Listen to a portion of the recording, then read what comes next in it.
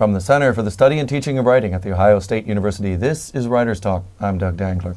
Today I am at the Ohioana Book Festival in beautiful Fort Hays in Columbus, Ohio. And I am with Barbara Levenson, who has written 2 books and is finishing up a 3rd, and is a former judge, right? That's correct. Okay, so tell me about these books of yours, Well, Justice in June and Fatal February. The books are fun mysteries. They're not dark and nasty.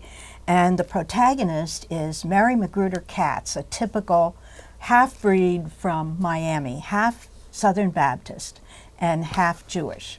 And she has a hot Latin lover, Carlos Martin, who's half Argentine and half Cuban. Okay. And they are really products of Miami. And I'm a retired judge in Miami, Florida, although I was born and raised in Central Ohio. And in fact, I was the first woman elected to the Columbus, Ohio Board of Education.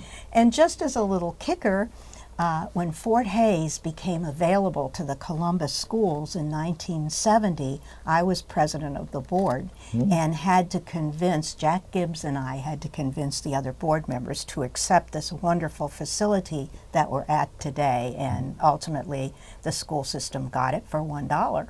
Ooh, $1. Okay. Some of the buildings right here, you might be looking at getting that dollar back. But there are others that are very nice. This is where we're in right now on the campus of Fort Hays of a WCBE's studio, and you can come on down and visit anytime. To anybody, visit WCBE. Anyway, this is what Justice in June looks like, and I have a million stories to tell, having been a prosecutor for some years.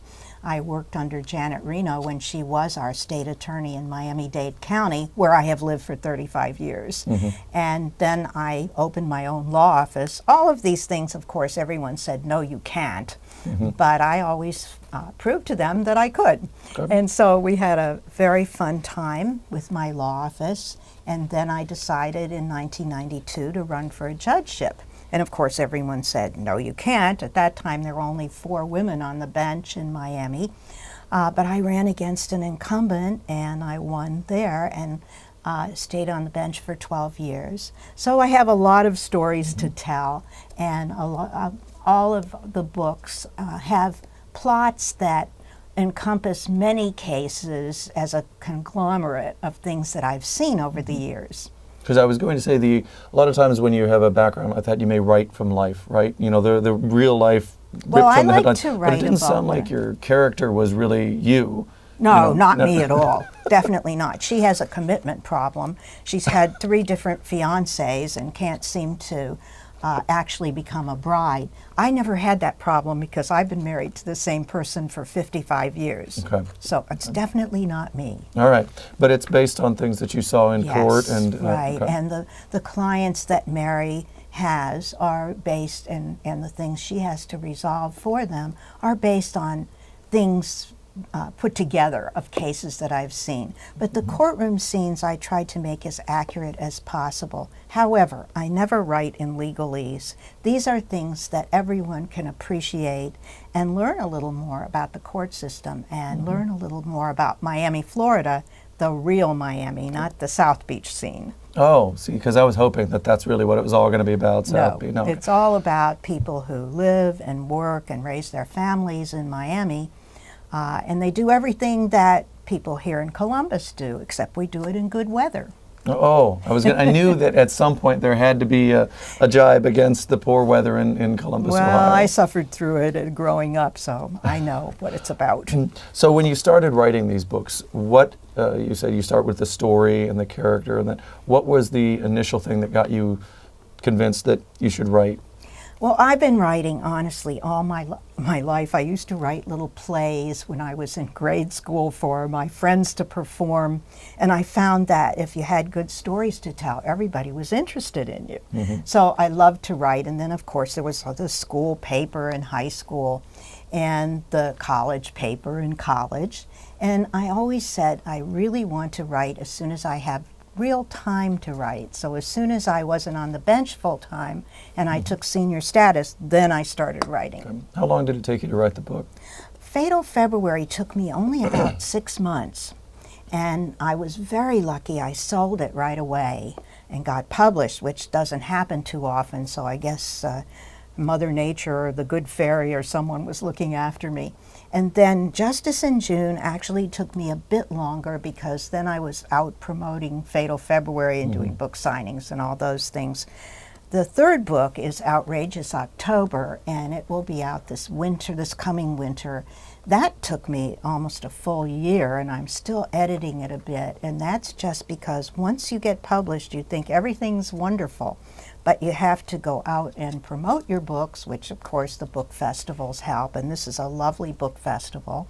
And that takes time. So now half of every day I answer emails and do all those kinds of things, and the other half of the day I can write. Okay.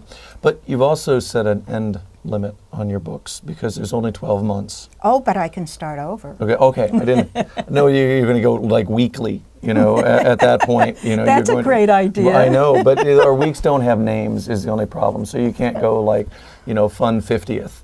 Or Deadly 30th or something like that. Well, you could do Sizzling Sunday. Okay, even more, day by day by day. Okay, so and the other one is Outrageous October, and that will be out when? In the winter. In winter? Okay. Well, which you won't notice being in Florida. No. Of course not. You'll be wondering, do other people complain about whether... Well, it's funny, when I wrote Fatal February, February is the loveliest month in Miami. It's just beautiful. Really? It's in the 70s and 50s, and everything is blooming and blossoming. And I pictured people in Des Moines, Iowa, sitting by the fireplace reading this book and feeling like they had a little subtropical vacation. And lo and behold, I got emails from people saying things just like that. So that was my intent. And then when I wrote Justice in June, June is the nastiest month in Miami because it rains twice a day and it's very humid. And the rains always come in the morning rush hour and the evening rush hour. And that just makes traffic that much worse. And I thought that's a good contrast. So people in June having a lovely time can read about all this rain and sort of empathize with us. Well, we enjoy that. But on the other hand, I know that you guys have spiders roughly the size of Volkswagens down there. So it's not that, it's the palmetto bugs, which are actually cockroaches. Awesome. And they are the size of small Volkswagens. So that's why you're back here in Ohio, to enjoy our relatively small bugs to write at this And I festival. always love coming home to Ohio. Good. Well, I thank you very much. Well, I thank you, Doug. It was fun. Good. And from the Center for the Study and Teaching of Writing, this is Doug Dangler. Keep writing.